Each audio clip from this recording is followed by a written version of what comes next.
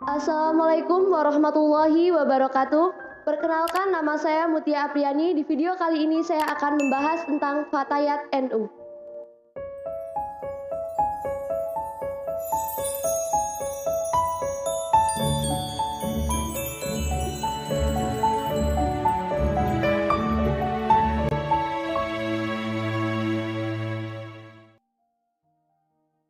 Fatayat Nahdlatul Ulama, teladan pemudi utama. Fatayat Nahdlatul Ulama merupakan badan otonom NU yang diperuntukkan kalangan perempuan muda. Sekitar tahun 1948 di Surabaya terdapat 3 orang perempuan yang sangat aktif dalam mengkoordinasi perempuan-perempuan NU dalam organisasi yang mereka sebut dengan Fatayat NU. Mereka adalah Mutosiah dari Surabaya, Huzaimah Mansur dari Gresik, dan Aminah dari Sidoarjo. Pergulatan dan dinamika perempuan NU atau Fatayat NU dapat dibagi dalam 3 tahap. Pertama, tahap perintisan 1950 sampai 1953. Tahap ini dimulai dari kota Surabaya, Jawa Timur dan sekitarnya oleh beberapa orang perempuan, yakni Huzaimah Mansur, Aminah Mansur, dan Mutosiah Hamid. Ketiganya dikenal dengan sebutan 3 serangkai, pendiri Fatayat NU. Nama lain adalah Nihayah Bakri, Maryam Toha, dan Asnawiyah. Pada masa ini, tenaga dan pikiran yang harus dikerahkan para perintisnya sesungguh luar biasa. Mereka harus berjuang bagaimana meyakinkan organisasi induknya, yakni Nahdlatul Ulama, tentang perlunya dibentuk wadah perempuan dalam organisasi ini. Mereka melakukan lobi-lobi terhadap petinggi NU dan para kiai karismatik. Tak jarang pula mereka harus menghadapi tantangan yang dapat melemahkan semangat mereka. Proses yang mereka mulai pada tahun 1950 baru disahkan oleh PBNU sebagai organisasi badan otonom pada tahun 1952 pada Muktamar NU di Palembang. Tahap kedua adalah periode pengembangan dan konsolidasi organisasi 1953 sampai 1969. Pada periode ini telah mulai terbentuk organisasi Fatayat di hampir seluruh Indonesia, seperti Kalimantan, Sulawesi, dan Sumatera, mulai dari wilayah hingga ranting. Bahkan pada tahun 1956, Fatayat NU telah menyelenggarakan kongres ketiga di Medan dalam situasi yang tidak aman karena bertepatan dengan peristiwa pemberontakan Simbolon. Ini menunjukkan bahwa Fatayat NU pada masa-masa ini telah mempunyai kesadaran kebangsaan bahwa organisasi ini bukan hanya semata-mata beranggotakan dan berbasis pada etnis tertentu, melainkan milik umat Islam di seluruh Indonesia. Sebagai usaha untuk mensosialisasikan organisasi Fatayat NU ke tengah-tengah masyarakat, berbagai kegiatan seremonial pun dilakukan, seperti pertunjukan drum band, menggelar musabaqah tilawah Quran, dan lain-lain. Berkaitan dengan pertunjukan drum band ini, sepenggal kisah menarik bisa dicatat, yakni sejumlah aktivis Fatayat NU dipanggil oleh para kiai karena mereka khawatir acara ini melanggar syariah.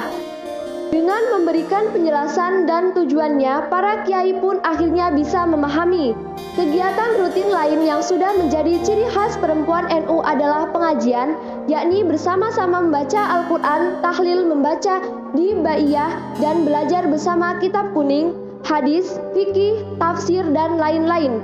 Dalam berbagai kegiatan tersebut, para kiai seperti Kiai Muhammad Dahlan, Kiai Mashkur, Kiai Saifuddin Zuhri mendukung dengan dukungan material dan spiritual. Keseluruhan dari berbagai kegiatan tersebut dilaksanakan dengan biaya yang benar-benar swadaya. Pada Kongres Suriah NU tahun 1957 ditetapkan bahwa perlu ada perwakilan perempuan di legislatif atau DPR atau DPRD.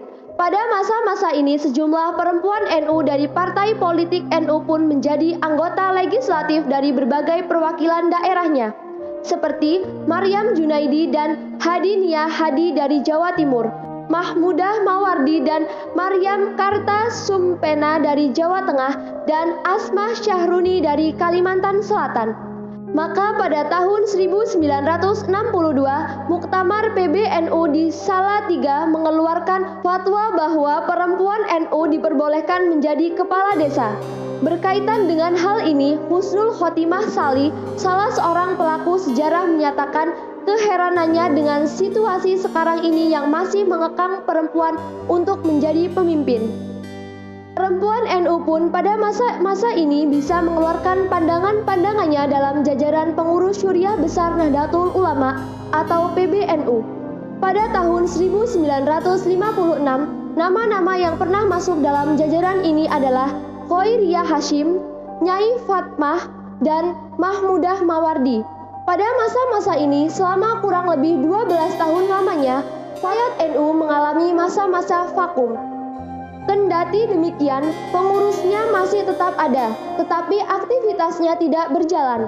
Ketua Umum PP Fatayat NU pada masa ini adalah Malihah Agus. Setelah hampir 12 tahun tidak mempunyai aktivitas yang berarti, pada tahun 1979, Muslimat dan Fatayat NU menggelar kongres di Semarang.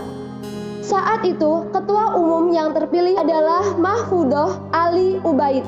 Ia bersama pengurus yang lain mulai membangkitkan kembali organisasi Fatayat dengan memulai kembali konsolidasi organisasi di berbagai wilayah dan cabang di seluruh Indonesia.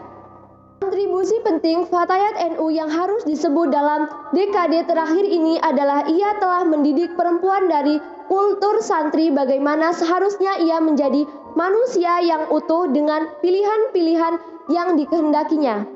Kendati ia harus berhadapan dengan pemahaman keagamaan yang sangat lekat dengan sistem ajaran yang mengkerdilkannya perempuan. Hal yang tak berubah dari berbagai perubahan tersebut adalah aktivis perempuan Fatayat NU dalam melakukan strategi perjuangannya tetap tidak beranjak pada Al-Quran sebagai rujukan utama dan pertamanya, As-Sunnah sebagai landasan berikutnya, dan rujukan para ulama yang termaktub pada nilai-nilai Ahlus Sunnah wal Jamaah sebagai pijakannya.